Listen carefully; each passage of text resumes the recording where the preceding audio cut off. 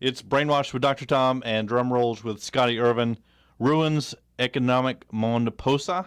Sounds good to me. As far as the song title, I picked this one because I think it's a good example of what these guys are capable of. Ruins is a duo.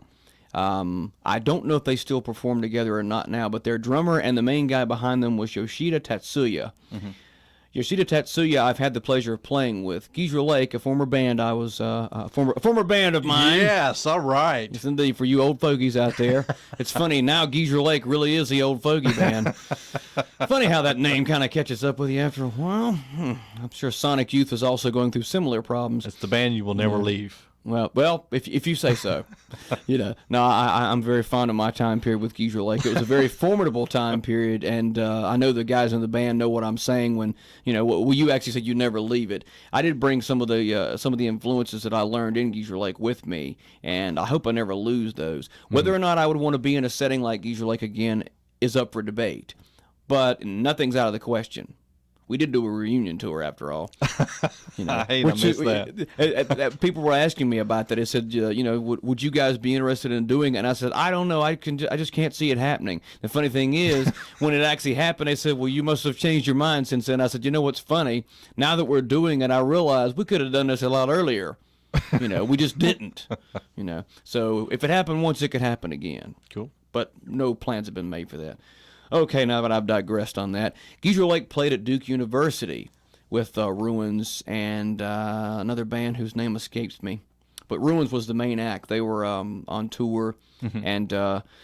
Tatsuya did not have a drum set with him and was using drum sets from some of the different bands that were playing. And I mention that because it was thoroughly enjoyable for me to sit and watch myself get my rear end kicked, basically, on my own drum kit. Because he was a phenomenon. He's, again, one of my all-time favorite drummers, and just watching him was just unbelievably inspiring. He also did some of the vocals, not in the same sense of, what I was talking about earlier as far as singing and vocals. As a matter of fact, I can't even give you a good example of that. I'll let you hear this and see for yourself. It was just him and a bass player. The bass player's name escapes me. They have a different one now, I believe, if they still exist. But between the two of them, it was amazing to me the sounds that they were able to get. And it was very in-your-face, almost hardcore-ish at times, and yet, in some ways, unlike any other musical form I'd ever heard. And it kind of opened the door for some of the other Japanese stuff. I say strictly Japanese because it happened to be Japanese artists, not because it was a movement that was strictly in Japan, but it just so happened that some of the artists that later influenced me also happened to be Japanese. This even kind of goes along with the Akira Ifukube mentioned earlier with the Godzilla themes.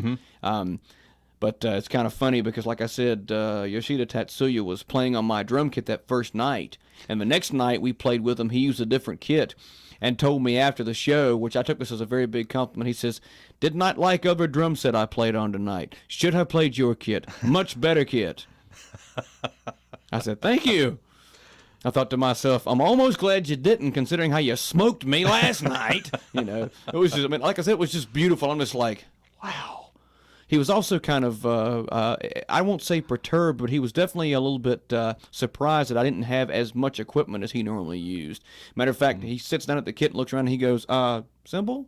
Pointing over in this one area where a cymbal